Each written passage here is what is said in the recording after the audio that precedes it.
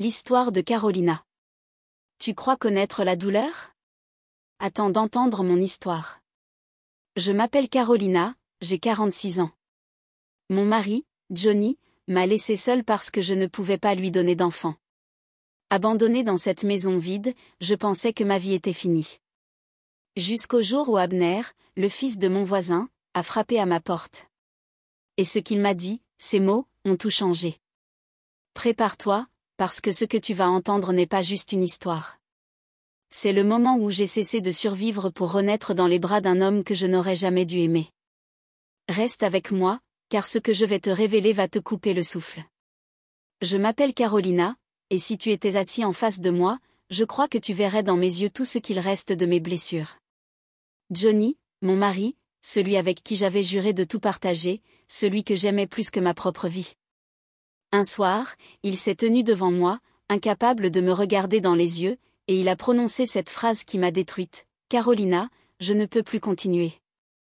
Je veux une famille, et toi, tu ne peux pas me la donner. » Ces mots, je les entends encore, comme un écho qui résonne dans les murs de cette maison devenue trop grande pour moi seule. Il n'a pas crié, il ne s'est pas énervé. Il est juste parti. Et moi, je suis restée là, figée, avec le silence comme seule compagnie. Les premières nuits ont été les pires. Je me couchais dans ce lit vide, celui où il me serrait autrefois dans ses bras, et je fixais le plafond jusqu'à ce que les larmes me brûlent les yeux. Tu sais ce qui est le plus cruel? Ce n'est pas seulement d'être seul, c'est de sentir qu'on n'existe plus pour personne. Les voisins me regardaient avec cette pitié qui me déchirait. Les amis m'appelaient pour prendre des nouvelles, mais chaque fois que je raccrochais, c'était pire, parce qu'aucun mot ne comble ce vide. Alors, j'ai commencé à me renfermer, à ne plus répondre au téléphone, à m'enfermer chez moi comme une prisonnière de ma propre douleur. Chaque photo accrochée au mur, chaque souvenir me rappelait Johnny. Et chaque fois que je passais devant le miroir, je ne voyais qu'une femme brisée, une femme qui n'avait pas su être assez. Et puis, il y avait les nuits. Les nuits sont cruelles quand on est seul. Le silence devient assourdissant. On se met à repenser à tout, aux baisers qu'on ne reçoit plus, aux regards qu'on ne croise plus, aux caresses qui ne viendront plus jamais. C'est dans ces moments-là que j'ai commencé à remarquer Abner, le fils de mon voisin. Il avait toujours été là, poli, discret, avec un sourire quand il me croisait. Mais un soir, alors que je ramenais mes courses, nos regards se sont accrochés un peu plus longtemps que d'habitude.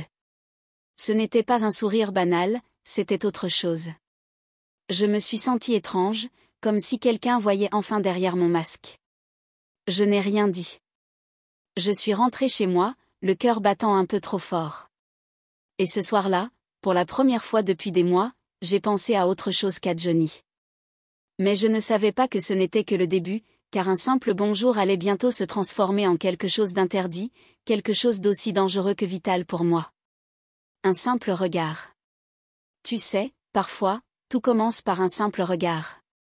Ce jour-là, je revenais du supermarché, les bras chargés de sacs, la tête pleine de ces pensées qui me dévoraient chaque jour un peu plus.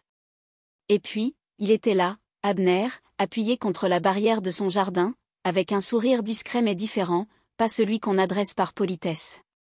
Non, ce sourire-là avait quelque chose de troublant, comme s'il savait que derrière mes yeux fatigués, il y avait une tempête. « Bonjour, Carolina. Besoin d'un coup de main ?» Sa voix, douce, presque chaude, a traversé le vide autour de moi. Je n'ai pas répondu tout de suite. J'étais déstabilisée. Alors, il a pris l'un de mes sacs sans attendre ma permission. Quand nos doigts se sont frôlés, je te jure, j'ai senti un frisson me traverser tout le corps. Pas un de ces frissons qu'on explique par le froid. Non, celui-là venait de plus loin, de cet endroit en nous qu'on croit mort quand on a trop souffert. Je l'ai suivi à l'intérieur. Mon cœur battait si fort que j'avais peur qu'il l'entende. Dans ma cuisine, il a déposé les sacs, puis il m'a regardé. Pas comme Johnny me regardait autrefois. Non, Abner me regardait comme si j'étais encore une femme, pas une erreur, pas une femme stérile qu'on laisse derrière. Vous savez, a-t-il commencé, hésitant, mais avec ce ton sincère qui ne laisse aucune échappatoire, vous ne devriez pas rester enfermé ici à vous punir. Ces mots m'ont transpercé. Comment pouvait-il voir si juste? J'ai voulu détourner les yeux, mais lui, il a avancé d'un pas. Pas menaçant, pas pressant, juste proche. Et là, son regard a changé. Plus intense, plus profond, comme s'il me murmurait sans un mot, « Je te vois vraiment ».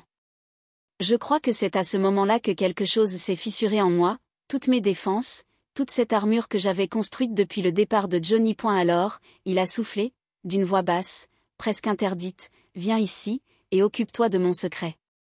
Je suis restée figée. Mon souffle s'est coupé. Je n'avais pas entendu ces mots depuis si longtemps, des mots qui n'étaient pas vraiment désordonnés, mais une invitation, une promesse. Et sans comprendre pourquoi, je n'ai pas fui. Ce soir-là, j'ai refermé la porte derrière nous. Le monde entier pouvait bien disparaître. Il n'y avait plus que lui, Abner, le fils de mon voisin, et ce regard brûlant qui venait de rallumer quelque chose en moi que je croyais éteint pour toujours. La première caresse. Je ne sais pas ce qui s'est passé après qu'il ait prononcé ces mots. Tout ce que je sais, c'est que mes jambes ont bougé avant même que ma tête ne réalise. Il était là, si proche, et moi, incapable de m'éloigner. Il a levé la main doucement, presque avec précaution, comme s'il avait peur que je m'enfuie. Ses doigts ont frôlé ma joue.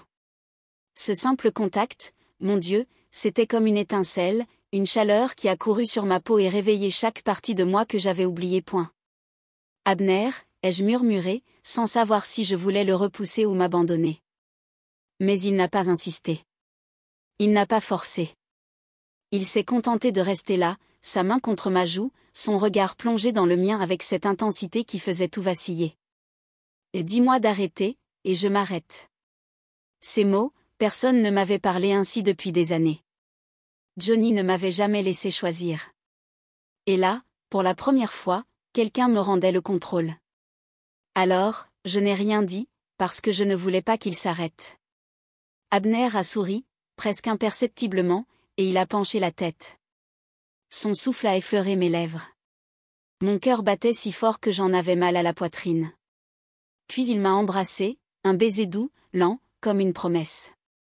Ce n'était pas brutal, pas pressé. C'était tendre, terriblement tendre. Et je me suis accrochée à lui, comme si j'avais attendu ça toute ma vie. Ses mains ont glissé le long de mes bras, puis sur ma taille. Chaque geste était mesuré, presque respectueux. Et pourtant, il y avait dans ses caresses une chaleur qui consumait tout le vide que Johnny avait laissé derrière lui. Carolina, sa voix n'était plus qu'un souffle. Il a posé son front contre le mien, et j'ai fermé les yeux. J'avais peur, mais c'était une peur qui me faisait du bien. Et puis, sans que je m'y attende, ses bras m'ont enveloppé. J'ai senti ma tête se poser contre son torse, là où son cœur battait fort, si fort. J'ai respiré son odeur. Et pour la première fois depuis le départ de Johnny, je me suis sentie à ma place. Ce n'était qu'une caresse, qu'un baiser. Mais à cet instant, c'était tout ce dont j'avais besoin pour ne plus me sentir seule. Et pourtant, je savais, ce n'était que le début. Soulevé sur le lit. Il y a des moments qui suspendent le temps. Quand Abner a glissé ses mains le long de ma taille, j'ai senti mon corps frissonner comme jamais. Ses lèvres sont descendues lentement vers mon cou, chaque baiser allumant en moi une chaleur que je croyais perdue à jamais. L'Abner, ai-je murmuré, presque sans voix, comme pour m'assurer que tout ça était réel. Il s'est arrêté une seconde, a levé les yeux vers moi, et son regard, mon Dieu, ce regard. Il n'y avait ni précipitation ni doute, juste une intensité qui me faisait trembler. « Si tu veux que je m'arrête ?» Non, ai-je soufflé avant même qu'il termine sa phrase. C'est alors qu'il m'a prise dans ses bras, sans effort, comme si je ne pesais rien. Mon cœur battait à tout rompre. Je sentais la force de ses mains, mais aussi leur douceur. Il m'a porté jusqu'à ma chambre, cette même chambre où j'avais pleuré tant de nuits après le départ de Johnny. Mais cette fois, rien n'était pareil. Il m'a déposé sur le lit doucement, presque avec une tendresse sacrée. Puis il s'est penché au-dessus de moi, son visage si proche que je pouvais sentir son souffle chaud contre ma peau. Ses doigts ont effleuré ma joue, puis mes lèvres, comme pour graver chaque détail de ce moment. Je me suis surprise à sourire, un vrai sourire. Abner m'a regardé, surpris, puis il a murmuré « Tu es magnifique, Carolina ». Ces mots m'ont brisée et reconstruite à la fois, parce que depuis si longtemps, personne ne m'avait dit ça. Depuis si longtemps, je n'avais plus cru que je pouvais l'être encore. Alors, j'ai levé la main, timidement, et j'ai caressé sa nuque. Il a frissonné sous mon geste, puis il a plongé sur moi, ses lèvres retrouvant les miennes, cette fois avec une ardeur qu'il ne cherchait plus à contenir. Ses mains ont parcouru mes hanches, mes reins, traçant des chemins oubliés sur ma peau. Chaque frôlement était une promesse, chaque caresse, une délivrance. Et moi, je m'abandonnais à lui, comme si le monde autour n'existait plus. Quand il m'a soulevé légèrement pour me rapprocher de lui, j'ai fermé les yeux. J'ai senti sa force, mais surtout cette tendresse mêlée de désir qui me faisait oublier tout le reste. Ce n'était plus simplement Abner, le fils de mon voisin.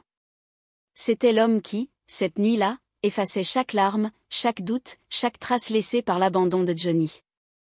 Et quand il m'a allongé complètement sur le lit, ses mains entourant mon visage, j'ai compris, j'étais à lui, et je n'avais jamais eu aussi peu peur de l'être. Une renaissance dans la pénombre. Je me souviens de ce moment comme si le temps s'était arrêté.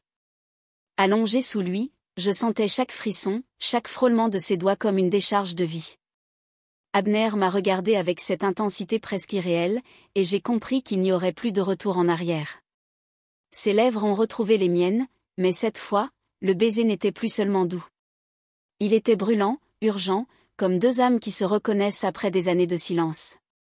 Je me suis accrochée à lui. Mes mains tremblaient en parcourant son dos, mais ce n'était pas de peur.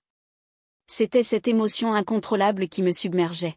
« Carolina » a-t-il murmuré, sa voix grave, presque cassée par le désir. Il n'y avait plus de mur, plus de blessures, plus de passé. Juste nous. Ses mains ont glissé le long de mes hanches, dessinant chaque courbe avec une tendresse infinie. Il ne se précipitait pas. Non, chaque geste semblait voulu.